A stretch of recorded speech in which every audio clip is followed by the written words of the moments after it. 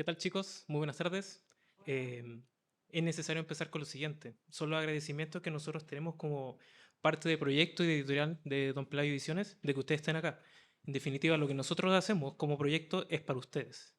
Y el agradecimiento que ustedes pueden hacer, aparte de tener de comprar el contenido, de comprar los libros, de formarse intelectualmente, de venir a asistir.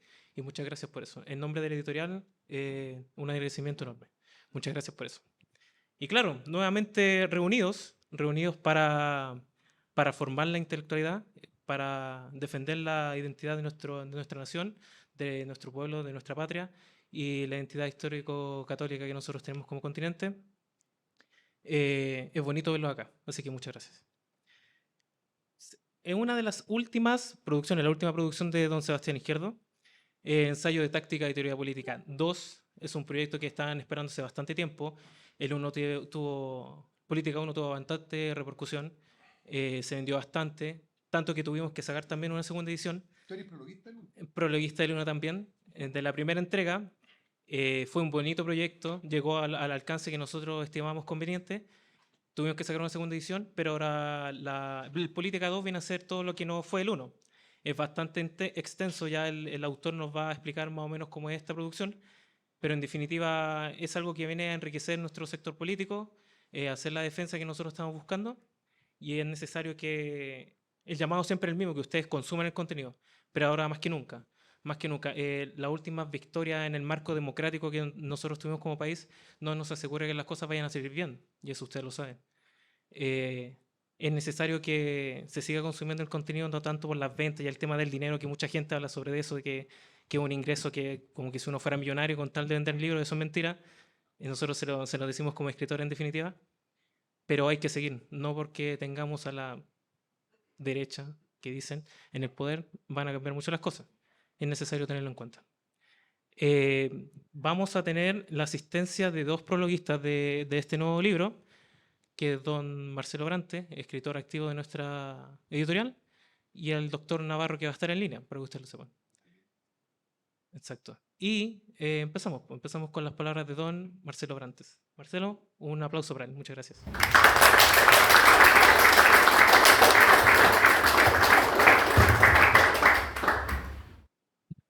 Buenas tardes a todos.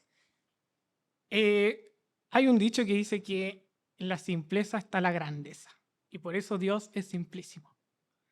Cuando Sebastián me pidió prologar su libro, me acordé de una frase muy simple que él dijo una vez en uno de sus tantos directos, pero que tiene un profundo significado. Y esa frase es: cabros sean el discurso. Porque cabros sean el discurso implica que si alguien tiene un problema, un vecino tiene cualquier tipo de problema, hay una falla, ustedes solucionen, resuelvan. Cabros, sean el discurso. Porque si Cristo no hubiera hecho obras como los milagros, gente no hubiera creído. Entonces, ustedes solucionen y la gente va a creer. Porque cuando pregunten cómo piensa esa persona, se van a dar cuenta de que todas esas cosas que le decían no eran ciertas. Porque aquella persona que la está ayudando piensa de una forma. Por eso, chicos, sean el discurso. En uno de sus tantos libros que tiene el Sebastián Política 2, también nos habla, por ejemplo, de que llama a la contrarrevolución, que hay una exoderecha, y la podemos dividir en dos grupos, en lo que es la reacción y la contrarrevolución. Y llama a ser a la contrarrevolución la vanguardia de este bloque de la exoderecha, porque la reacción es momentánea. Por ejemplo, ahora, como dijo muy bien Franco, ganó la derecha, pero eso es reacción, eso no es un cambio profundo. Entonces, Sebastián nos invita a que pensemos más allá, que tengamos una idea trascendental. Y en su libro nos recomienda 5 ideas que debiésemos manejar como vanguardia política. También en uno de sus libros de Política 2 nos habla del comunismo neoliberal, que es una recopilación de cómo la burguesía liberal ha ido eliminando la propiedad de a poco. Uno no se da cuenta, pero gracias a este libro que nos presenta, uno puede percatarse de eso, que efectivamente hoy en día ya no hay propiedad. La mayoría de la gente arrienda, ya no se posee un disco de música, las películas menos. ¿Por qué? Porque la propiedad significa defensa. Porque aquel burgués que es liberal y quiere implantar políticas antinaturales que van contra la naturaleza creada, sabe que el arrendatario, si tiene un problema, se va a ir. Y listo. Pero aquel que es dueño, que tiene propiedad, se defenderá ante esa idea antinaturales. Por eso, el que tiene propiedad es indeseado para la burguesía liberal. Y esto muy bien nos ilustra Sebastián en su texto. Y en otro libro muy excelente también, que es La crítica al liberalismo, al libertarianismo, perdón. Ahí Sebastián nos va demostrando cómo el individuo es el mayor defensor del Estado. Como en los libertarianismos, que dicen anarquía, muerte al Estado y cosas así, son en realidad los que más claman Estado. Porque sin Estado no hay individuo. Porque aquellos libertarianismos no saben, porque están sesgados por el veneno de la serpiente, que más allá de un individuo hay un padre, hay un hijo, y que también es espíritu. Por eso yo les invito a leer este libro de Sebastián, Política 2, porque como partí inicialmente, en la simpleza está la grandeza, yo les pido también que al momento de leer el libro de Sebastián sean simples. Y cuando me refiero por simple, me refiero a humildes. Porque Sebastián tiene una larga experiencia como activista político, que no es fácil encontrar, y además tiene un fuerte conocimiento teórico político de ese sum politicum. Entonces es una rave avides. Tenemos que aprovechar, tenemos que nutrirnos de lo que nos puede entregar esa experiencia de él. Por eso les pido, sean simples, sean humildes al leer el libro de Sebastián. Los invito a comprarlo porque es una excelente obra que no tiene pérdida. Y eso por ahora. ¡Viva Cristo Rey!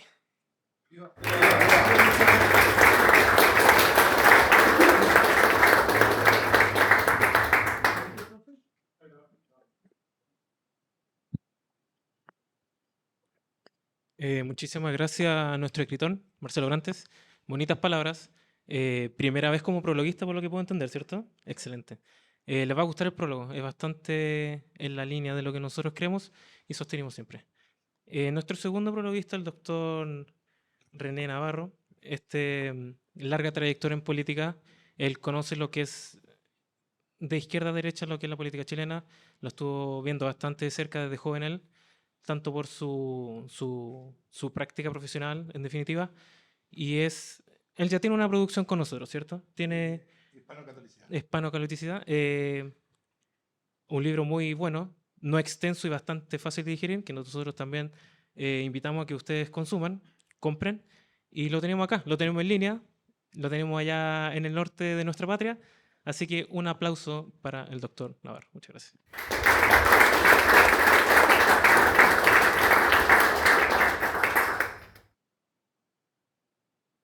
Bien, pues un honor estar en esta cita nuevamente con los amigos y agradecer también que esté Marcelo, al cual también me brindó el honor de hacer, no me acuerdo si el exordio, el prólogo, la introducción de su texto, así que un abrazo para Marcelo también.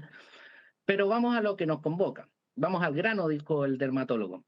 El grano grande que tenemos acá, lo ven ahí ustedes con su más de 1,80 y tanto, 90, ahí está este grandote que más encima ahora está más robusto que nunca. Ese señor, ese señor, en Política 1, me pidió que le hiciera una suerte de biografía. Yo dije, bueno, pero ¿saben qué? Me costó un poco, porque cómo presentaba a Sebastián, porque Sebastián tiene múltiples facetas. Tiene su faceta que ustedes conocen, la que estamos ahora, la que estamos hoy viviendo, una faceta académica, una faceta de prolífico autor, pero Sebastián es un todo mucho más complejo y ha sido relevante en la historia de nuestro país, no solamente él, sino que también sus antepasados. Entonces me quiero anclar de eso para reforzar que en definitiva nosotros defendemos la tradición no por una mera moda kitsch, ni para llamar la atención, sino que nosotros defendemos la tradición porque queremos rescatar lo mejor de nuestro pasado. No por tradicionalista nos vamos a cerrar a lo que estamos haciendo ahora. Yo estoy hablando desde Copiapó. Y ser tradicionalista no significa ser anticuado, tampoco fanático, religioso, tipo Amish. Lo que nos caracteriza a nosotros es que somos católicos.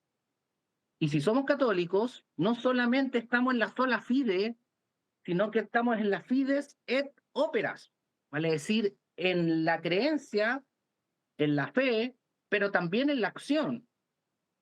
Y aprovechando también esa doble faz, digámoslo de esa manera, esta doble faz de la fe y las obras, también es cierto que en la sabiduría humana necesitamos dos partes. Uno es el Homo faber y otro es el Homo sapiens. Nuestro autor, en el tema que nos convoca, fue un Homo faber. Él hizo política callejera. Él hizo y tuvo experiencia en, digamos, las trincheras y las catacumbas. Y ahora viene la otra parte, la del Homo sapiens, la del hombre reflexivo. Pero desde los tiempos de los 7 sabios de Atenas, estas partes no pueden ir disociadas, sino que tanto la experiencia, el hacer, como el teorizar deben estar unidas. Está bien, los expertos son los que tienen expertise, experiencia, pero también necesitamos especialistas, gente que estudie, gente que vaya más allá.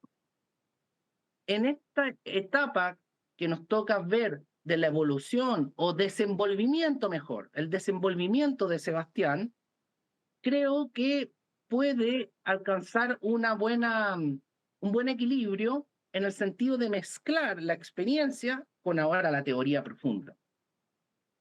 Los ensayos de Política 2 que se presentan a continuación contienen una serie de textos que no están ordenados de forma, digámoslo así, sistemática, sino que están desarrollados en forma cronológica, ya de los que fueron apareciendo durante, llamémoslo así, durante esta última época, que parte con el comunismo neoliberal y termina con la breve refutación del pensamiento libertario.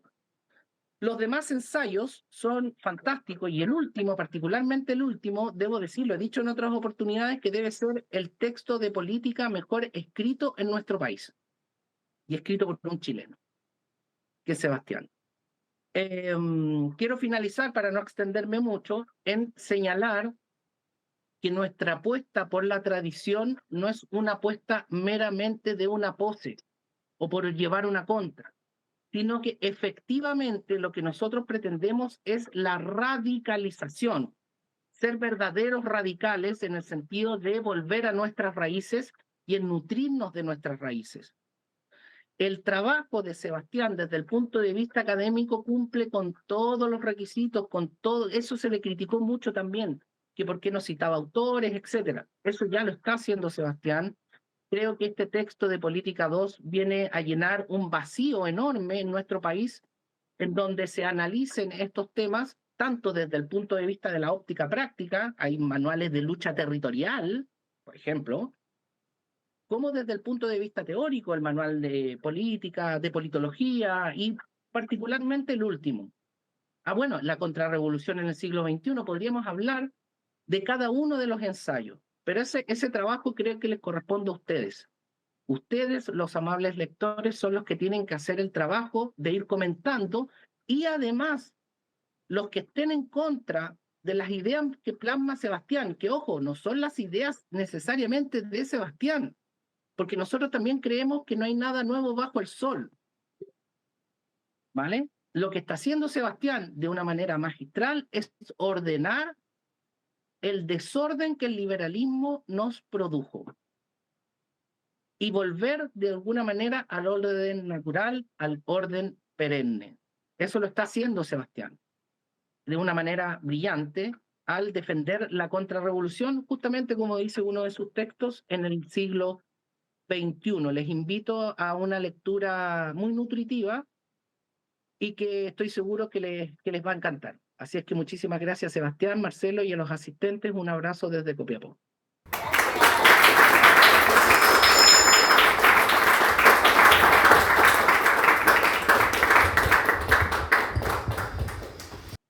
Muchísimas gracias, doctor Navarro, por su intervención. Hay una muestra de que la distancia no es una excusa para hacer y para presentar este tipo de proyectos. A lo que nos convoca, ya pasamos con el autor. Este libro que yo tengo en mis manos, Ensayo de Táctica, Estrategia y Teoría Política 2, viene a ser una parte fundamental, creo yo, para el sector, sobre todo en los momentos que estamos. Como dijo el doctor, el comunismo neoliberal, ¿cierto? Una producción que nosotros ya la tenemos en cuenta, Manual del Patriota de Lucha Territorial, la contrarrevolución en el siglo XXI, el hombre y la política, ¿cierto? Y uno que sacó varias ronchas, ¿cierto? Por ahí, en varias partes, de hecho, breve refutación del pensamiento libertario. Damos paso con el autor, don Juan Sebastián Izquierdo. Gracias por estar acá.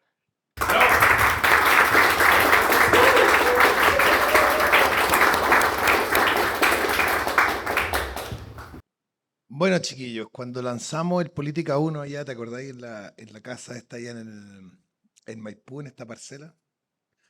Y justo yo, cuando fuimos a lanzarlo, el día que fuimos a lanzarlo, ese día en la mañana, antes de salir de la casa, terminé de escribir el primer ensayo de este, que lanzamos ahora 2 años después. Y les dije, pucha, me hubiera demorado un poco más y lo meto en el Política 1. Pero no salió así. Y el comunismo neoliberal como ensayo, que después por lo mismo también lo publiqué en chiquitito, dije, lo voy a publicar en chiquitito porque no me aguantaba las ganas de publicarlo. Entonces hice una cuestión, un remedo de libro de 60 páginas, de chiquitito, así, de 5 por 10, pero porque no me aguantaba las ganas de publicarlo. Viene a cerrar un poco, para hablar un poco del primer ensayo, viene a cerrar un poco lo que ya se habló en el Política 1, que tiene que ver con la dicotomía individual-colectiva. ¿Y qué es la dicotomía individual-colectiva? Un descubrimiento mío, que luego corroboré que otras personas lo habían notado y lo habían llamado de otras maneras también, como es el caso de Gustavo Bueno, por ejemplo, cuando habla de la homogenización, polarización, racionalización, polarización. Le gustan esos nombres bien complejos. Pero el punto es que me di cuenta que gente se había dado cuenta del fenómeno, lo había nombrado de otra manera. A mí me gusta mi nombre porque es bastante más pedagógico, claro y sintético, la dicotomía individual-colectiva, que es el mundo que nos plantea la modernidad. Nos dice, eres la persona y luego está el país y no hay nada más. Eres tú y el Estado y no hay nada más. Y eso es terrible. Eso es terrible. Entonces hay una serie de intuiciones al respecto en el Política 1, sobre todo en el Dragón de las 3 Cabezas, que van a ir apuntando en la dirección de, hey, estamos en problemas, porque esto no es normal. El ser humano nace en una familia, se cría en una comunidad, convive con unos vecinos, con unos profesores, y si no puede ser individuo frente a Estado-Nación. Tiene que haber otra cosa y que no existe, ¿no es cierto? El desempoderamiento de la parroquia, el desempoderamiento del municipio, el desempoderamiento de la comunidad, y queda el individuo y el Estado y la ley. Y homogénea, ¿ah? Como le gusta, por cierto, a los candidatos de nuestro sector, la igualdad ante la ley, y todos tienen que cumplir las leyes, las mismas leyes en todo el país, porque salieron del Congreso que representa a todos y a cada uno, ¿no es cierto? El todos y cada uno, que es tan brutal, porque no es ninguno, ¿no? Somos todos y cada uno, pero no es ninguno. Y en el comunismo neoliberal hay una especie de radiografía de lo que está pasando ahora y de la tendencia que puede cambiar. ¿Cuál es la tendencia? La tendencia es un mundo globalizado política y económicamente que comienza a transformar un capitalismo primigenio, original, diría Erich Fromm, más patriarcal, de la producción de la fábrica, del hombre que va y crea un automóvil, a un capitalismo matriarcal, del mall, de comprar, de la distribución, de lo que necesitan los niñitos que tienen que comer, tienen que ir a comprar cositas. Entonces es un capitalismo de consumo. Pero no solamente un capitalismo de consumo, sino que es un capitalismo sin propiedad. Es un capitalismo del derecho a acceso. Tenemos acceso a, pero no tenemos cosas. Pronto vamos, no sé cómo lo van a inventar, pero en la ropa van a hacer lo mismo. Pero ya está con los autos, ya está con las películas, ya está con la música, ya está con la mayoría de la gente hoy en día arrienda, está súper casi prohibitivo en casi todo el mundo, y sobre todo en el mundo desarrollado, la compra de vivienda porque es carísima. Ninguna persona puede comprarse una casa y todos tienen que arrendar. Entonces no tienen propiedad, tienen derecho a acceso. No tienen su DVD, no tienen su VHS, no tienen su aparato, tienen Netflix y HBO. No tiene discos de música y un tocadiscos, tiene Spotify. O sea que tiene derecho a accesos. Es un capitalismo de no propietarios, es un capitalismo de servidumbre, de derecho a accesos. Y es lo que era el comunismo. El comunismo era, tiene derecho a acceso, derecho al acceso a la educación, al acceso a no sé qué. Pero hay otro que determina cómo funciona ese acceso. Entonces, ¿a quién no le ha pasado aquí? Me imagino, porque somos gente extraña, todos aquí si no, no estarían acá, que de pronto quieren ver una película tan buena, y no está en ninguna plataforma. Porque otros decidieron que tú no la puedes ver, porque no vivimos en un mundo de propiedad privada, ya vivimos en un mundo de derecho a accesos. ¿Y quiénes han organizado esta cuestión? Bueno, entre las grandes tecnológicas han avanzado en esta dirección, pero no son los protagonistas del comunismo neoliberal. Aunque pareciera que deberían ser, ¿no es cierto? Los Zuckerberg del mundo deberían ser los protagonistas del comunismo neoliberal, pero no lo son. Es la burguesía financiera cosmopolita. ¿Qué significa esa hueá? Bien, vamos a definir. Un burgués es, según definiciones clásicas incluso del propio Marx, un burgués es un tipo que no necesita trabajar porque es dueño del capital y otros trabajan y él pone, digamos, el capital. ¿Vale? Es un burgués, bien. ¿Qué significa que sea financiero? Significa que es un burgués que no tiene una fábrica, que no tiene unas propiedades en arriendo, que no es un burgués que tenga un campo donde produce, no sé, manzanas, o que sea un innovador, un inventor de nuevas tecnologías. No, no, no. Es uno que se dedica a agarrar plata de un lado y ponerla en otro lugar. Ese es un burgués financiero. Y cosmopolita. ¿Qué significa cosmopolita? Que este sujeto ha llegado a un punto donde el devenir particular de las naciones no le afecta. Porque ya no es, su destino ya no está atado. Pensemos, tal vez aquí me pongo a disvariar y hablo un poco de Primo de Rivera y un poco de Eric Fromm, pero no importa. Hablemos de la nación en ese sentido que decía mi abuelito, que decía Primo de Rivera, ¿cierto? El destino universal, o sea, la nación comunidad de destino. Entonces, vale, yo no soy nacionalista, pero me gusta esa idea. Compartimos un destino, o sea, si acá en Chile, bueno, no sé, se va a la mierda el peso, a todos nosotros nos suben las cosas en el súper, ¿cierto? Compartimos unidad de destino, nos va a pasar lo mismo, a menos que nos vayamos o algo por el estilo. Pero en general a la mayoría de nosotros nos va a pasar lo mismo. Si cae un meteorito acá en Chile, los argentinos no se van a morir, pero nosotros sí. Entonces hay un destino común, pero el burgués cosmopolita, financiero cosmopolita, ha alcanzado una situación en sus condiciones materiales que le permiten que él no está afecto al destino de ninguna nación particular. Y por lo tanto, ¿no es cierto?, se vuelve cosmopolita, ciudadano del mundo. Y como ciudadano del mundo se va a juntar con su amigo y en Suiza, en Davos, ¿no es cierto?, y planifica este tipo de huevadas. Y lejos de ponerme a especular en súper teorías conspirativas de que los hueones son aquí y allá, en el comunismo neoliberal yo digo, bueno, a ver, no voy a meterme en rollos raros, voy a expresar lo que estos hueones han expresado. Porque cuando llevan al Harari, ¿no es cierto?, y a otros hueones así, estos autores bien degenereques, a hablar a su cuestión, ellos van y dan premios, ¿no es cierto? El premio Ciudadano del Mundo, el premio de Davos, no sé qué. Lo que están diciendo es, esta es la hueá que nosotros queremos. Bueno, ¿qué es la hueá que quieren? Entonces un poco el texto hace un traspaso de qué es digamos, dice ideología de la burguesía financiera y cosmopolita y explica un poco qué es lo que creen estos tipos que, habiéndose divorciado del destino de cualquier nación, se ponen por encima de todas y creen que pueden, o intentan al menos, dirigir las cosas del mundo hacia una dirección particular que les conviene a ellos y a nadie más. Y luego, en ese mismo ensayo se habla de las mecánicas de poder de la burguesía financiera cosmopolita. ¿Por qué tiene poder? ¿Por qué unos hueones que toman la plata de uno y la ponen en otro lado mandan? ¿De dónde sacan ese poder? Y entonces hay todo un desarrollo respecto, por ejemplo, al problema de la reserva fraccionaria y del multiplicador bancario, de cómo el sistema bancario actual permite a la entidad financiera en todo el mundo eventualmente crear dinero de forma infinita. Entonces, claro, si tienes un presupuesto teóricamente infinito, puedes controlar muchas cosas. Y la mecánica de poder se da así. Los estados se endeudan y los financieros chantajean. Y pongo, por ejemplo, el ejemplo de Macri. Macri, que dijo en su campaña, no, por ningún motivo el aborto no.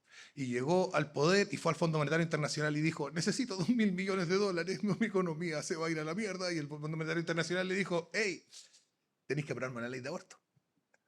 Y aprobó una ley de aborto. ¿Cómo te controlan? Bueno, mediante la deuda. Y si ustedes fueran gente importante y poderosa, que entiendo que ninguno de aquí lo es, y la plata esa que le deben al banco, el banco no les pediría que le paguen con plata, le pediría que le paguen con algún favor. Entonces ahí se relata un poco la mecánica de poder que tienen estos cosmopolitas, burgueses, financieros, y también la condición de diferencia esencial que tiene la burguesía financiera con las otras burguesías. Y las distingo, está la burguesía esto, la burguesía tanto, y la diferencia, porque hay una diferencia sustancial, porque el burgués industrial produce, hace una fábrica, se expone al mercado, tiene riesgo, no multiplica ad infinitum sus recursos por un mero subterfugio legal, sino que tiene recursos físicos que son limitados y los tiene que emplear de la mejor forma posible, ser eficiente. El burgués rentista tiene que ser ahorrador y tiene que ser familiarmente disciplinado. No pueden andar ahí teniendo hijos con cualquier persona y acostándose a lo loco como el resto de la población lo hace hoy en día, lamentablemente. El burgués rentista tiene que mantener, digamos, la concentración de su riqueza en activos financieros que le permitan cobrar esas rentas, ¿no es cierto? Rentar esos galpones, rentar esos departamentos, rentar esos terrenos y por lo tanto, y prestar también esos ahorros por intereses. Y por tanto esa burguesía tiene otras condiciones. Entonces hay una distinción, también se trata de la distinción en este texto de las distintas burguesías y en general de las clases sociales. Pero miras al siglo XXI y entendiendo, ¿no es cierto? Una de las cosas que me gustaría que hiciera este libro, un problema que tiene la clase alta chilena sobre todo, porque en Estados Unidos no es tanto, pero la clase alta chilena sobre todo tiene la ridícula idea de que los cuicos son todos cuicos y están todos en el mismo bando, y no es así. Porque si tú eres un cuico que se dedica al mundo inmobiliario, a comprar y rentar muchas propiedades, el banco es tu enemigo. Y el cuico del banco es contrario a tus intereses. Y cuando él gana, tú pierdes. Y cuando tú ganas, él pierde. Entonces, un poco romper esa unidad, pero desvelando, ¿no es cierto?, estas contradicciones. Y es un texto que está escrito muy en retórica de izquierda, porque era lo que me servía, por eso, o sea, las clases sociales, de burguesía, condiciones materiales. Pero es lo que me servía para expresar lo que estaba tratando de transmitir. ¿Y para dónde va esto? ¿Para dónde va esto? El obstáculo. El obstáculo es la identidad naturalmente, la identidad naturalmente entendida. La identidad naturalmente entendida es: soy hijo de mi papá, de mi mamá, vecino de Juanito, hermano de Merengana, y fui al colegio con Sutano, etcétera. Me casé con tanto, este es mi país, esta es mi cultura, esta es mi religión, estas son mis creencias, las creencias que creía mi abuelita cuando me contaba y le rezamos a nuestro Dios, ya los musulmanes, los católicos, etcétera. Todo eso es un obstáculo, estamos hablando en términos de obstáculo, es el obstáculo. La identidad naturalmente entendida es el obstáculo de esta gente. Entonces van a saturar la realidad de identidades antinaturales y pareciera que son la misma cosa. Ah, yo soy católico y tú eres trans y son identidades, no, pues. No, pues si mi abuelita me enseñaba a rezar el rosario. Y esta otra cosa te la inventaste tú. Pero entonces se satura de identidades y esta saturación de identidades pasa por 3 etapas. La primera etapa es una saturación de identidades ideológicas, que si yo soy anarquista, comunista, socialista, yo soy de Proudhon, yo soy de Marx, yo soy de Smith, yo soy de Locke, yo soy de A. saturación de identidades primero ideológicas, luego de las llamadas tribus urbanas, a partir de la revolución del 68, de los hippies, y empieza la saturación de tribus urbanas. Yo soy metalero, yo soy rapero, yo soy punky, yo soy gótico, ¿no es cierto? Todas esas cosas, ¿no es cierto? Uno es rapero, otro es metalero, otro es punky, otro es gótico. Eso ya se acabó, por cierto. Esa es la etapa que fue en mi generación. Ahora es la saturación de identidades sexogenéricas. Entonces todo el mundo es algo, sapio no sé qué, y no sé cuánto, y multi no sé qué chucha. Y me perdonan el latín. Entonces hay una saturación de identidades no naturales que de alguna manera genera como una especie de inflación en las identidades naturales y las hace perder valor a partir de la supuesta neutralidad del modelo democrático. El modelo democrático, al ser supuestamente neutral, y todos tienen libertad y todos hacen lo mismo, y todos valen lo mismo, y todas las decisiones son igual de válidas, y todo lo que todos quieran hacer es igual de bueno. Entonces, si yo quiero tener hijos con mi mujer y amarla mucho, es igual de bueno que un huevón que quiere ir y acostarse con todas las prostitutas, porque la democracia dice que es lo mismo. ¿No es cierto? Entonces, ante esta neutralidad ética que nos vende el sistema liberal, detrás viene esta inflación de identidades y como políticamente valen lo mismo, eventualmente se acaban estas identidades naturales y se acaban, por lo tanto, los obstáculos de implementación. Al final del comunismo neoliberal hay un llamado.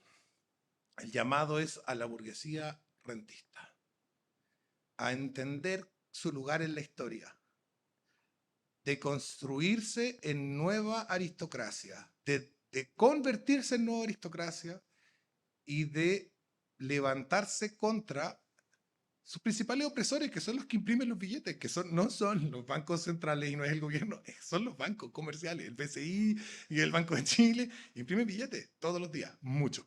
No los imprimen físicamente, ¿vale? Pero cada vez que prestan, anotan y crean plata. ¿Y a quién afecta eso? Al rentista.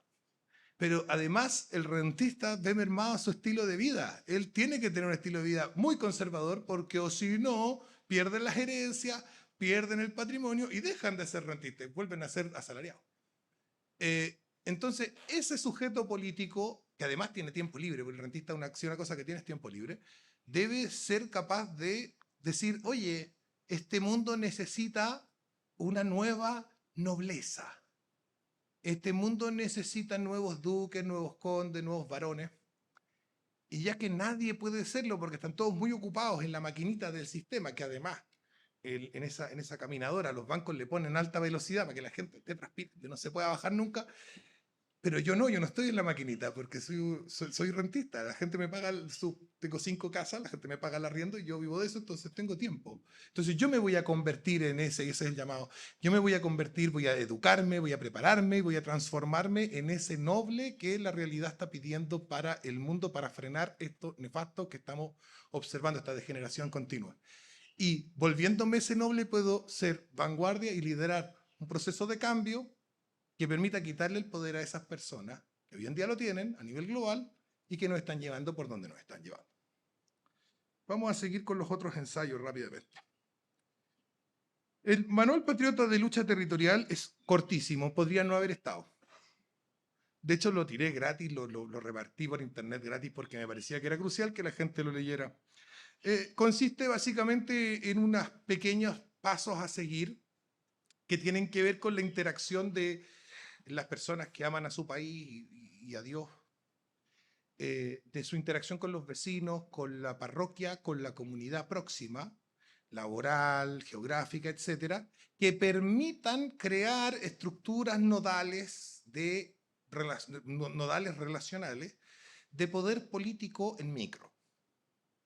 Esto es, que si yo me vuelvo un líder de mi manzana, de las 20 señoras que viven en mi manzana, porque yo estoy efectivamente preocupado de los problemas de la comunidad y los estoy resolviendo, yo estoy haciendo mi mejor esfuerzo por resolverlo, la gente reconoce ese esfuerzo, eventualmente he creado un pequeño nodo de poder, un pequeño, digamos, un nudo en esta red social donde estoy yo, que genera este poder relacional y que permite, ¿no es cierto?, ir abarcando el territorio a través de estas interacciones humanas simples. Y Y bueno, tiene que ver con vivimos en un Chile que no tiene tejido social. Desapareció, se lo pitearon entre Frei Montalva, Allende y Pinochet. Fue un trabajo conjunto no intencional. Pero reforma agraria, socialismo y después capitalismo ultranza en un ratito, en un país que era semifeudal a principios de los 60. La mayoría de la población vivía en inquilinaje y de pronto, ¡boom! Y en un ratito todos viven en la ciudad y van en el metro con una corbata a trabajar con el maletín. Eso pasó muy rápido.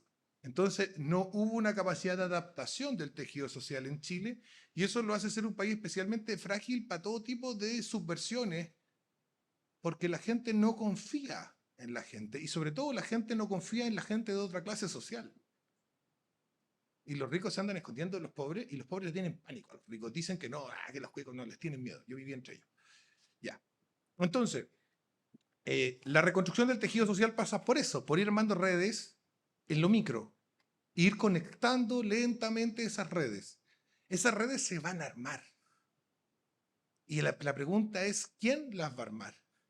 Y las pueden armar los comunistas, las pueden armar, no sé, los neonazis. Ellos la tienen más difícil porque son bien cuáticos, pero podrían, o sea, si todos los demás nos quedamos tranquilos y no hacemos nada, las podrían hacer. Pero alguien las va a hacer.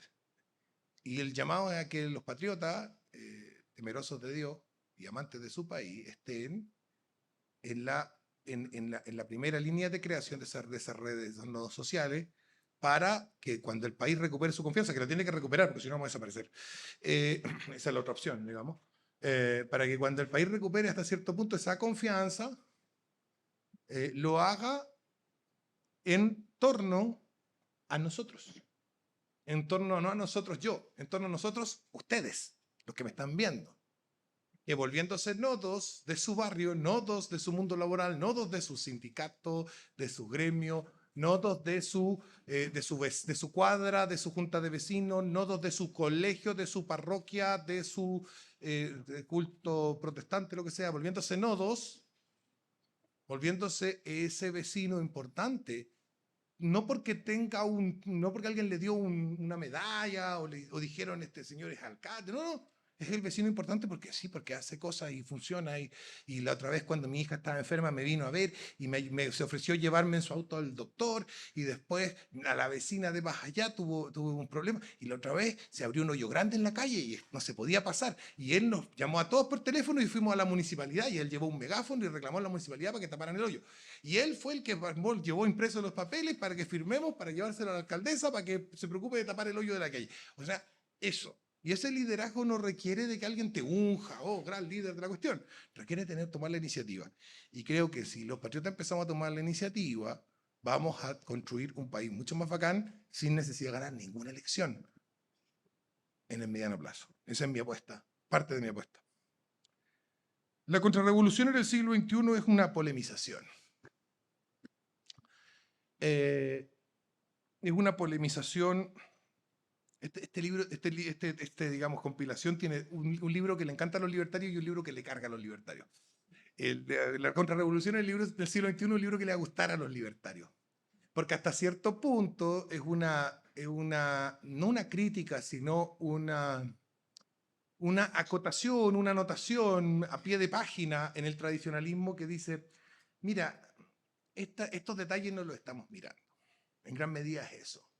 Estos detalles no los estamos mirando. Y los detalles que no estamos mirando son detalles que otros sí están mirando, entre ellos los libertarios. Entonces digo, y estos detalles también son importantes.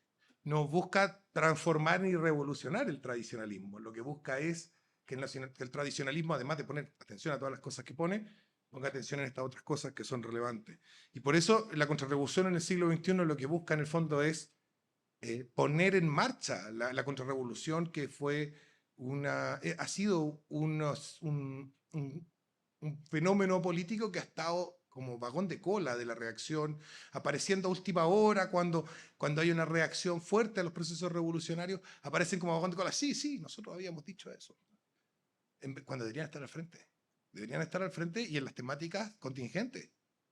Y un poco el llamado a ese, y también yo planteo algunas temáticas, pero más que nada planteo y argumento la necesidad de que los contrarrevolucionarios estén al frente de la reacción en general y lideren la reacción en general. Y es un poco lo que pasa en el texto anterior, donde yo estoy llamando como contrarrevolucionario al grueso de las fuerzas de la reacción a reconstruir el tejido social del país. Entonces, siguiendo mi propio ejemplo un poco, o dándome a mí mismo la misma instrucción que le estoy dando al resto. El hombre y la política es el ensayo que sigue. Es un pequeñísimo manual, no es tan corto como otros, pero es un pequeño manual que va a entregar más que como un glosario, no sé cómo llamarlo, pero es como un libro de texto. Es como ustedes fueron todos al colegio y te pasaban un libro en el colegio, ¿no es cierto? El libro de historia, el libro de matemáticas. ¿Y qué es lo que dijo? Pasaban como por conceptos y los definían y explicaban un poco y luego pasaban a otro concepto y lo definían y lo explicaban. A mí me encanta ese método. Los que leyeron mi libro Economía para cualquiera saben, me encanta eso. Encuentro que eso es la raja. O sea, funciona muy bien. Entonces, el hombre de la política es eso, pero sobre política y sobre política como no la enseñan en las facultades de ciencias políticas. Y se pasa por gran cantidad de conceptos que son totalmente invisibles para los académicos de las ciencias políticas hoy en día. Y creo que es un aporte porque principalmente para la gente que quiere hacer política y que no la entiende. Y tenemos el principal problema de este libro es que el 90% de la gente del mundo cree que entiende de política y eso es falso, pero es súper difícil darle a entender que no tienen idea. Así que es un libro que no va a tener tanta recepción porque la gente en general cree que ya sabe estas cosas y no lo sabe. Pero no importa, no hay nada que hacer. Nada saben, creen que la saben, nada que hacer. Ojalá que alguno diga, a ver, tal vez tiene razón Sebastián y no sé lo que yo pensé que sí sabía, y lo lean y se den cuenta, digamos, que le falta mucho. Y por último, la breve refutación del pensamiento libertario, que va en la misma línea, pero va a madurar esta idea de la dicotomía individual-colectiva. Se enriquece con la aportación de un gran autor que descubrí, investigué. Yo quería escribir este libro, el libro se iba a llamar ¿Por qué no soy libertario? Así se iba a llamar originalmente. Entonces estaba ahí yo y no sé qué, y quería explicar algunas cosas y expresar una pila de cuestiones. Y tenía algunos problemas para expresar algunos detalles de las cosas. Entonces, conversando con la inteligencia, oye, ¿qué autores me pueden ayudar a expresar estas cosas? Y la inteligencia artificial me dice, mira, hay uno que se llama Charles Tilly. Y yo dije, ¿quién es ese weón? Toda mi vida leyendo ciencias sociales y nunca había oído hablar de él. Y parece que es importante. Es un discípulo de Max Weber. Y Charles Tilly presenta este tema, este lo debe conocer, ¿cierto? El sociólogo acá lo debe conocer. No, ¿No? ¿Tampoco? no, es que claro, que la escuela de sociología, yo soy sociólogo, va a Weber, pero a Charles Tilly Smith, no se menciona. Ya, bueno, Charles Tilly tiene esta idea de que, claro, él se da cuenta de que la definición de Weber de Estado empieza a aplicar recién en el siglo XVI tardíamente, y en algunas partes. Y ya empieza a aplicar como a general del mundo como a mediados del siglo XVIII, finales del siglo XVIII, o sea, que antes no había Estado. Y Tilly, en vez de decir, oye, esta definición puede que esté mal o tal vez lo que sea, que la opción que tomé yo cuando cuando me di cuenta de lo mismo hace unos años, entonces empecé a pelear con la definición de Weber y a tratar de hacer una definición mía que calzara. No funcionaba, era difícil. Tilly, en vez de pelearse con la definición de Weber, Tilly empieza a tratar de explicar qué pasó. Entonces, un análisis histórico. Entonces, él dice que en algún momento hubieron procesos bélicos, como por ejemplo la Guerra de los 100 años, la Reforma Protestante, la Guerra Religiosa, la Guerra de las Rosas en Inglaterra, etcétera, que llevan a que los reyes, que no tenían casi capacidad coactiva monopólica, muy poca, expropien los medios de coacción que estaban dispersos en el resto de los cuerpos sociales. En otras palabras, le robaron a la iglesia, le robaron a los padres de familia, le robaron a los duques, le robaron a los condes, le robaron a los municipios, a las asambleas locales, a los cabildos, les quitaron poder, capacidad coactiva y la centralizaron. Y en esa expropiación de la capacidad coactiva de los cuerpos sociales intermedios es que el Estado como emerge.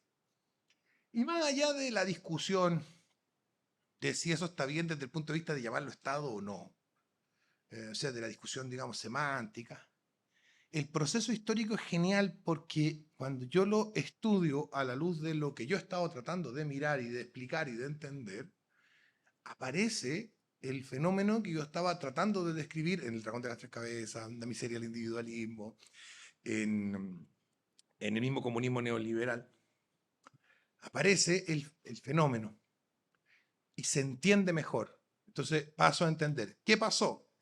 El ser humano durante miles de años de historia respondía a autoridades políticas policéntricas, descentralizadas.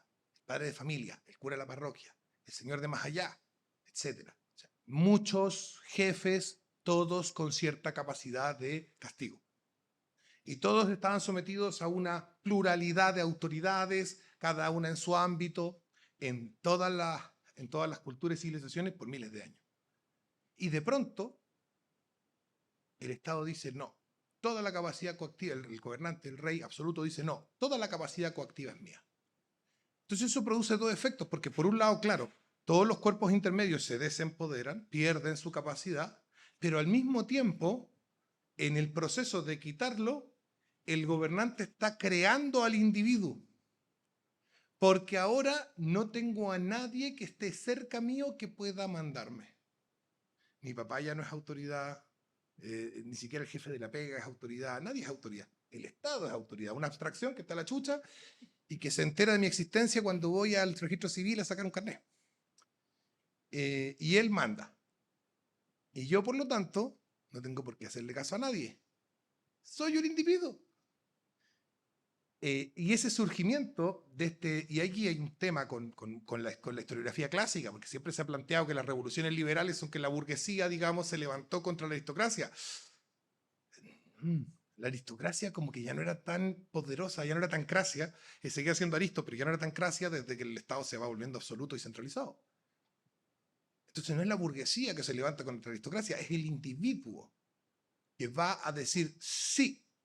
Este poder centralizado me sirve porque me emancipa de mis autoridades directas, pero yo también quiero negociar este poder con él. Entonces aparece un nuevo entendimiento de las revoluciones liberales. Ya no son la clase burguesa suplantando a la aristocracia, sino que es este nuevo sujeto político, el individuo, creado por el Estado, en proceso político, creado por el Estado, que va a decirle al Estado, hey, tú me creaste, pero no me voy a pasar a llevar porque somos condición mutua. Los dos no necesitamos. Existe el individuo, existe el Estado, existe el Estado, existe el individuo, dame derecho. Y de ahí las cartas de derecho, 1688 Inglaterra, 1776 Estados Unidos, 1789 Francia, etc. Ese es un proceso de negociación violenta, ¿no es cierto? No es una negociación así como quién va a comprar una casa, es una negociación histórica, por lo tanto están ahí, quién tiene cuánta gente le da, tú y cuántos más y todo lo demás, ¿no es cierto? Y cuántos rifles trae. ¿Y por qué esto es importante para un tratado sobre refutación del pensamiento libertario? Bueno, porque el pensamiento libertario trata de oponer al individuo al Estado. El individuo y el Estado son enemigos y donde el Estado se mete, el individuo no es una cuestión. Esa dicotomía es muy reciente. Y cuando nosotros observamos que surgen cualquier tipo de iniciativa que podría empoderar a algún cuerpo intermedio, vamos a ver que va a ser tanto el Estado como el individuo los que se van a oponer. O sea que la tensión entre la comunidad y el Estado y el individuo, Estado moderno, digamos, es una tensión que sí existe aún. Vean, ley de divorcio, ley de aborto. Las iglesias y las familias dicen, hey, no queremos eso. Pero el individuo que quiere ser libre del papá, de la mamá, del marido, del vecino, sí quiero eso. Y el Estado dice, yo también, me da poder. Entonces, la lucha encarnizada, individuo y Estado contra comunidad, sigue siendo un paradigma vigente. Ahora bien, si nosotros dejamos la comunidad fuera del horizonte de observación de los fenómenos sociales, claro, ahí aparece la dicotomía de los libertarios. ¿Cuál es el problema? El problema es que los libertarios, los serios, que son los anarcocapitalistas, porque todos los otros no son serios, quieren acabar con el Estado. Si acaban con el Estado, acaban con el individuo. Porque el Estado es la única fuerza que les impide que las familias, las parroquias, las comunidades de vecinos, etcétera, recuperen el poder que les fue expropiado durante el proceso de formación del Estado y vuelvan a tener medios coactivos y vuelvan a negar la existencia de un sujeto individual capaz de tomar decisiones por sí ante sí. Que es a eso con lo que me estoy refiriendo a individuo, por cierto, estoy diciendo que antes no existiera sustancias individuales. Que claro, estoy hablando del individuo como sujeto político, un tipo que dice, oye, yo no necesito pedirle permiso a mi papá, a mi mamá, ni a mi señora, ni a mi esposo, ni a mis hijos, ni a nadie, no tengo que preocuparme de nadie más, solo hago lo que yo quiero. Entonces ese sujeto político, a eso me estoy refiriendo, no me estoy refiriendo a sujeto humano individual como sustancia que existió siempre. Que se entienda como un fenómeno político. Entonces el libertarismo en el fondo es una contradicción. Quiere eliminar la condición de posibilidad de su sujeto político. Y eso lo hace ser profundamente estúpido.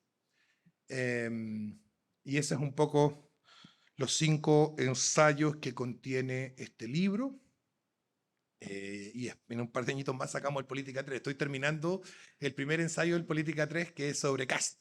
Así que va a estar bueno, pero va a estar en Amazon en la próxima semana. Pero en papel, en 2 añitos más, cuando junté unos 5 o 6 ensayos. Con eso termino y no sé, pues tocará turno de preguntas y respuestas con la gente. El público puede acercarse y hacer preguntas a los prologuistas o a mí en ese micrófono que está ahí, que ven. ¡Bravo, Seba!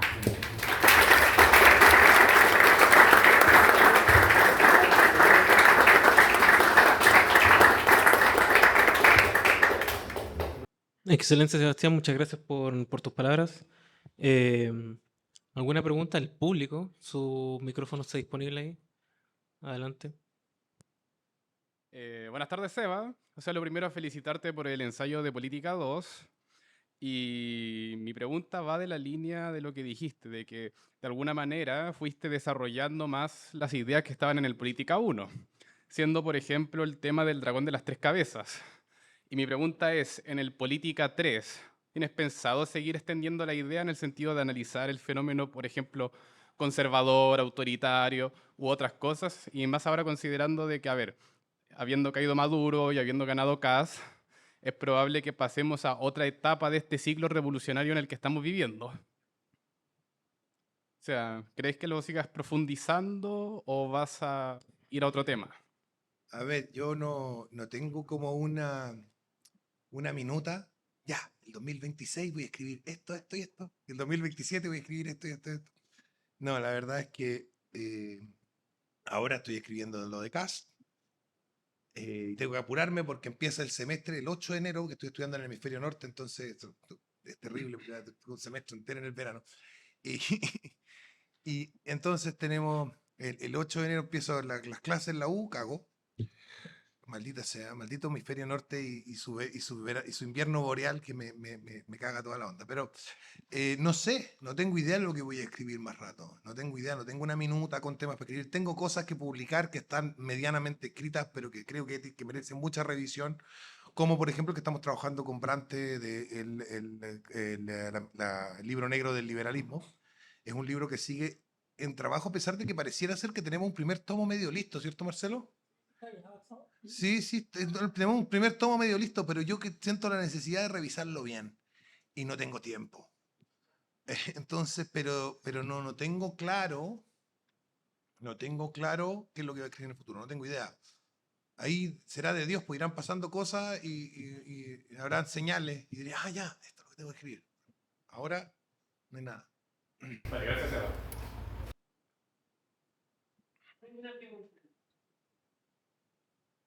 Hola Seba, mi pregunta es respecto, mira, me leí tu primer libro, Política 1, me gustaron mucho los ensayos distintos del inicio y el final, y realmente me pareció extraordinaria la trilogía del proceso constituyente, en especial el final de la Constitución Invencible. Y hubo algo que me fijé que te diferenciaba de otros escritores, y es la forma, es como explicabas, porque yo me leo un montón de libros, sobre todo ahora que estoy estudiando historia de la universidad, y la verdad es que me parecen aburridísimos. Y quería preguntarte, ¿cómo lo haces para ordenar las ideas? No solamente en sentido general, sino cómo ordenaste las ideas en Política 1 y cómo lo conseguiste ordenar en Política 2. ¿Cómo lo haces para explicar, definir qué pongo, qué hago como escena eliminada, qué voy sumando? ¿Cómo construyes? Ya, a ver, esto es una cosa que es bien fácil de entender. Yo la verdad es que no tengo de dónde ser escritor. No, no estudié nada relacionado con escribir en mi vida. Bueno, sí fui a unos talleres literarios. Gracias, profe Jacqueline Balcells, por cierto. Y yo fui a unos talleres literarios cuando chico, pero una cosa muy menor. La verdad es que yo no escribo libros, escribo largos discursos. Por eso la gente se enoja que dice de repente que, oye, que faltan citas. Que no son libros, son largos discursos. Por eso les ponía panfletos, de hecho. En los de Política 1, los 3 que son sobre el proceso se llaman panfletos. Les puse ensayos después, un poquito, pero son largos discursos. Y los discursos, uno se los escucha como música.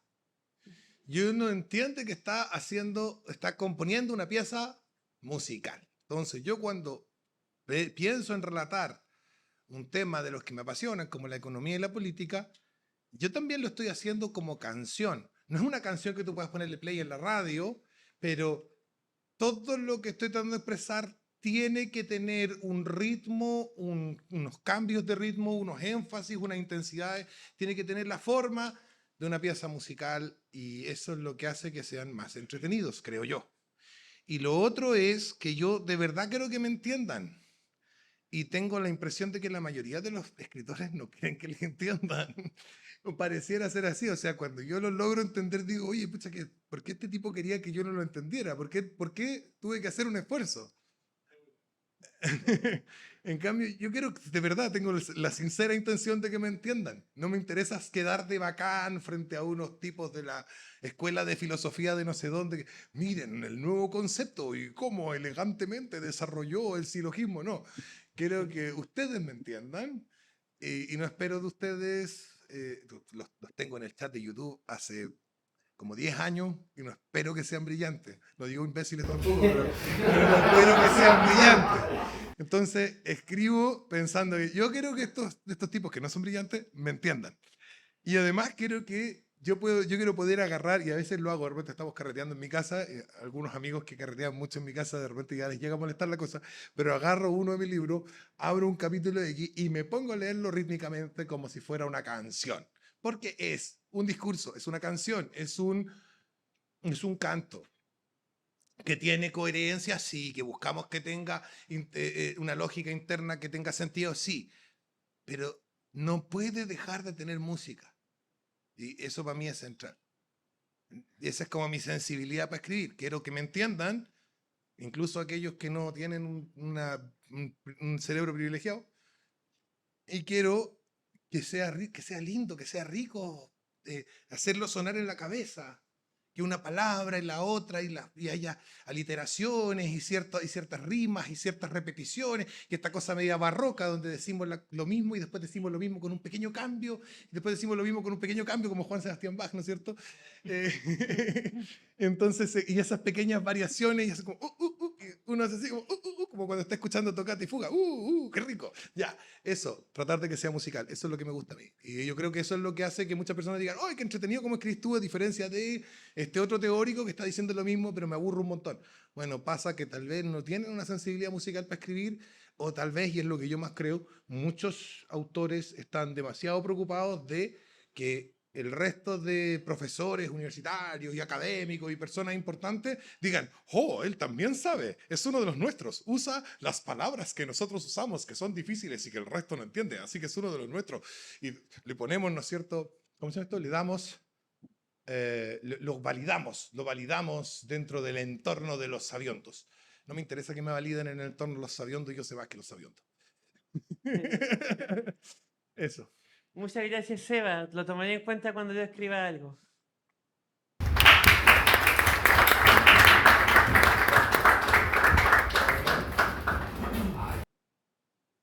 Hola, Seba. De partida, nuevamente agradecerte por la continuidad de Política 1 a Política 2. Me gustaría hacer una pregunta que de seguro podría responder a muchos de aquí, o no necesariamente, pero igual la voy a hacer.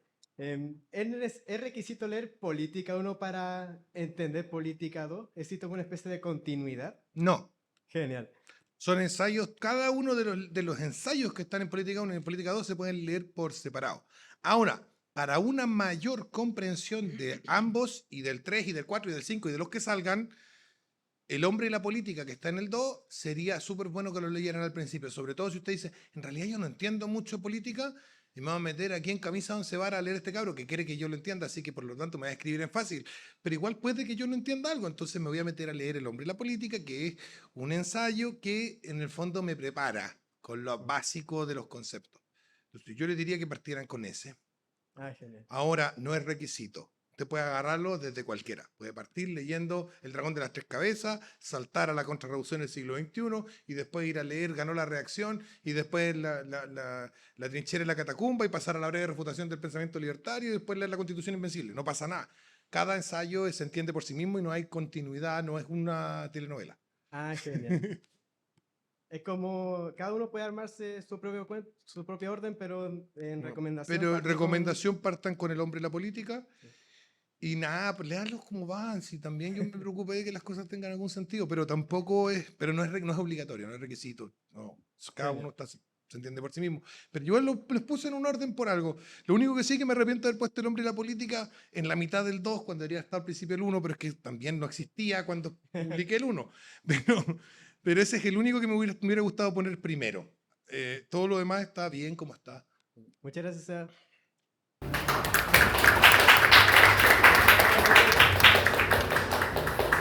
Buenas tardes, Seba. Muchas gracias por la charla. A propósito de algo reciente que ocurrió en la fachósfera, que yo creo que ya todos saben lo que ocurrió, el escándalo, el bochorno que hubo en el programa podcast La Cofradía, a mí me saltó una duda existencial sobre si efectivamente es posible, ¿tú crees, ser libertario y al mismo tiempo cristiano o católico o cualquier variante que tenga el cristianismo? Es súper difícil, po. O sea, a ver, yo no quiero decirle a los libertarios cristianos que son falsos libertarios o que son falsos cristianos, porque tampoco voy a andar repartiendo carnet de ninguna weá. Lo que te voy a decir es que es súper difícil.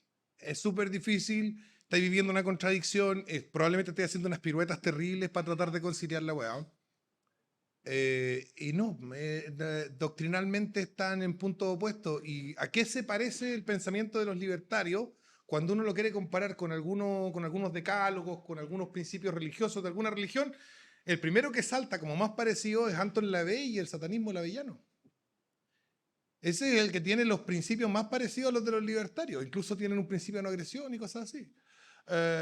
Entonces, parece que como que no, si te parecís mucho al si tu ideología política se parece mucho al satanismo, como que no es muy compatible con tu religión cristiana, ¿cierto? Ahora, pero entiendo que muchos pueden estar viviendo esa contradicción y que necesiten resolverla y que tengan su proceso.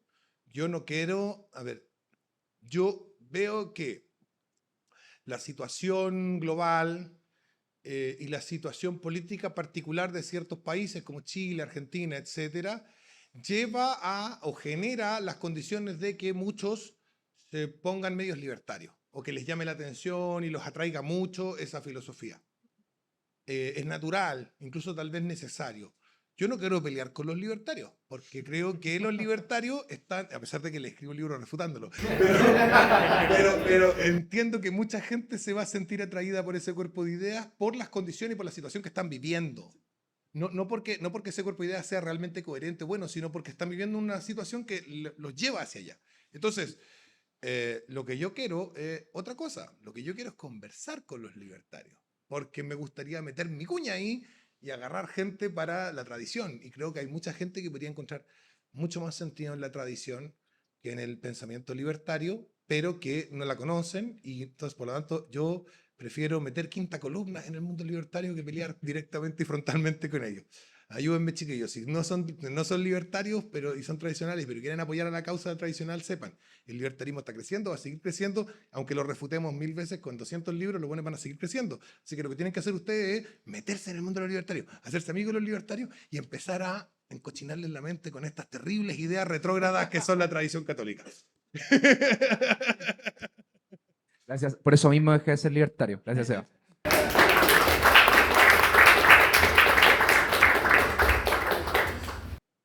Buenas tardes, Seba. ¿Se escucha? Buenas. Bueno, tú recién mencionaste esta dicotomía entre Estado e individuo. No es una dicotomía. ¿No es Sí, dicotomía? la dicotomía individual-colectiva se manifiesta en una codependencia entre los fenómenos de colectivización e individualización. Esta codependencia se observa en el mundo real, en el plano, digamos, de lo sensible, en que hay el sujeto solo, ¿no es cierto?, que es emancipado y al mismo tiempo controlado por el Estado que representa al conjunto, ¿vale? Y que depende del individuo para existir, porque si el individuo no es individuo, sino que empieza a formar comunidad, el Estado pierde poder frente a esa comunidad, y a su vez el Estado depende de que el individuo sea individuo porque, perdón, ya, eso lo habíamos dicho, y el individuo depende del Estado porque esa comunidad le va a poner condiciones y le va a impedir su situación de sujeto político individual, que es esto de poder hacer lo que yo quiera. Entonces, dado que las religiones, la familia, los clanes, la comunidad nos constriñen nuestra acción como sujeto, el individuo desaparece. Y dado que constriñen también la acción del Estado, en tanto son poderes que compiten con el Estado también ahí como que deja de ser tan monopólico. Entonces, cuando queremos hablar de un Estado estrictamente monopólico, necesitamos hablar de un individuo estrictamente individual. Si no, no puede haber. Y esa relación, esa codependencia, es el resultado, digamos, material, tangible, de una dicotomía ideológica que surge, ¿no es cierto?, a partir de Jean Bodin y la noción de soberanía. Por cierto, hay varios que son soberanistas. Bueno, Jean Bodin y la noción de soberanía, que es un invento de finales del siglo XV, principios del siglo XVI. ¿Ah? Lo digo frente a varios soberanistas que los quiero mucho, ¿no es cierto?, que hay uno, que hay otro.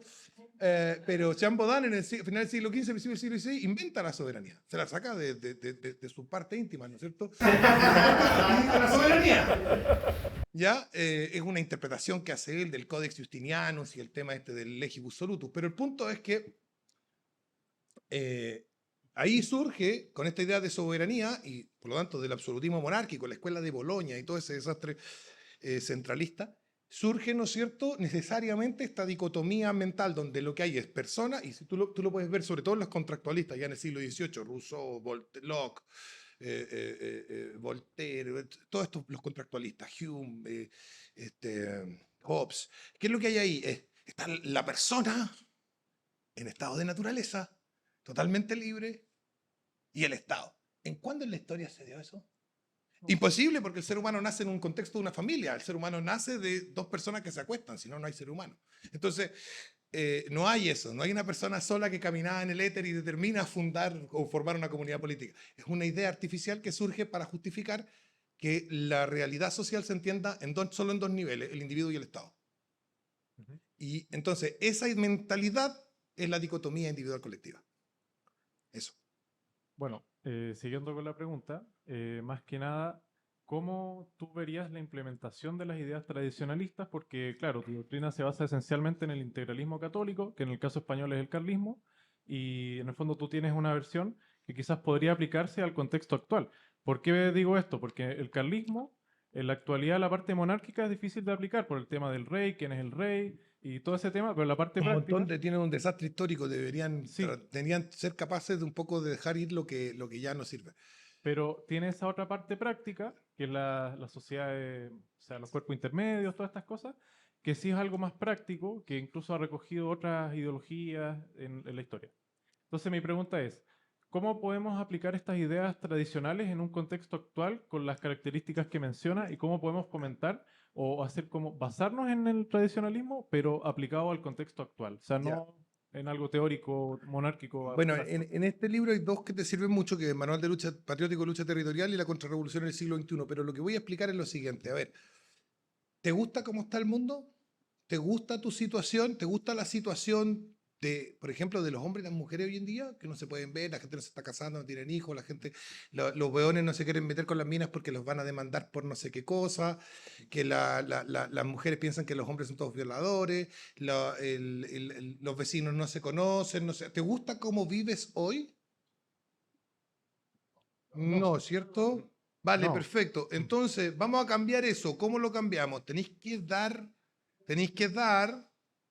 lo tenéis que hacer, tenéis que dar una buena parte de tu libertad, o de cómo entiende la libertad a nivel del individuo espontáneo del liberalismo, a la familia, a la junta de vecinos, a la comunidad, a la parroquia, Tenés que someterte a algo y integrarte en algo. Y entonces empiezas a formar comunidad. Y esto es fáctico. Esto no tiene que ver con ganar elecciones o difundir ideas. Cuando tú te empiezas a integrar, te vas a casar, entonces, bueno, ya no eres libre porque eres esposo de una señorita, que ya no es señorita, ahora es tu señora, y tiene unos derechos sobre ti, y tú tenías unos derechos sobre ella, y ella tampoco es libre ya. Y luego van a la parroquia, y entonces ahora son parte de la parroquia, tienen una responsabilidad, y el curita además les dice, pórtense así, y estoy, bueno, ya, entonces ahora menos libre soy. Y vamos en esa. Pero oye, pero ya estoy con gente, nos queremos, ya rompí con la forma de vida moderna donde la gente se muere sola y nos enteramos 3 semanas después porque huele muy feo el departamento, que es lo que no queremos que nos pase, ¿no es cierto? Sobre todo a la gente más joven de acá. Entonces, ¿cuál es el punto con esto? Que ese tipo de organizaciones, por un tema netamente del hecho de que comienza a existir ese tipo de interacción social, el Estado retrocede. Tiene que retroceder o reprimir. Y no estoy hablando de hacer una protesta, por cierto. Pero tiene que retroceder o reprimir. Por eso llevan 200 años generando las condiciones para que tener familia sea imposible, porque es el principal enemigo del poder monopólico del Estado. ¿Vale? Y no, ¿se entiende? Sí. Necesitan formar comunidad, necesitan renunciar a parte de su libertad voluntariamente. Tienen que subirse voluntariamente a la cruz y decir, loco, todas estas cosas que cargue con su cruz y me siga. O sea, súbanse voluntariamente a la cruz, sacrifique cosas que le gustan mucho, porque solo en torno al sacrificio y al amor sacrificial podemos tener una vida humana que valga la pena.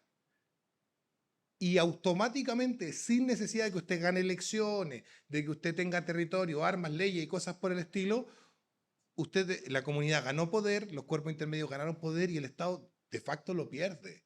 Si el Estado manda porque nosotros le hacemos caso. Y nosotros le hacemos caso porque, bueno, estamos solos y tiene pacos con pistolas, ¿cachai? Vale. Entonces, no nos queda mucha otra opción. Y tampoco estoy llamando a la desobediencia civil, por cierto. Lo que estoy diciendo es, en el momento en que hay un grupo de personas que se rige por otros códigos, se rigen por otros códigos. ¿Qué podía hacer al respecto? ¿Vaya a ir a meterlo a todos presos por tener religión y familia? Cagaste como estaba nomás. Por eso, bueno, ya se arreglaron solos. No te llaman. No van a los juzgados civiles porque a demandarse entre sí. Se arreglan entre ellos. Pero para poder llegar al momento en que nos arreglamos entre nosotros y no nos estamos demandando y por lo tanto empoderando al Estado frente a nuestras comunidades, tenemos que crear comunidades de alta confianza. Y para tener comunidades de alta confianza tenemos que renunciar a la estupidez de yo soy un individuo libre, hago lo que quiero, tú no tienes derecho a decirme qué hacer. No, compadre. Hicimos un acuerdo, hay testigos en la comunidad, todos vieron, resolvamos y nos sometemos.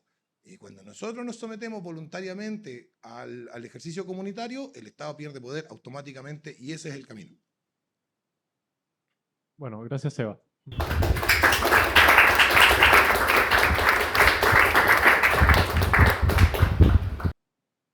¿Estamos listos?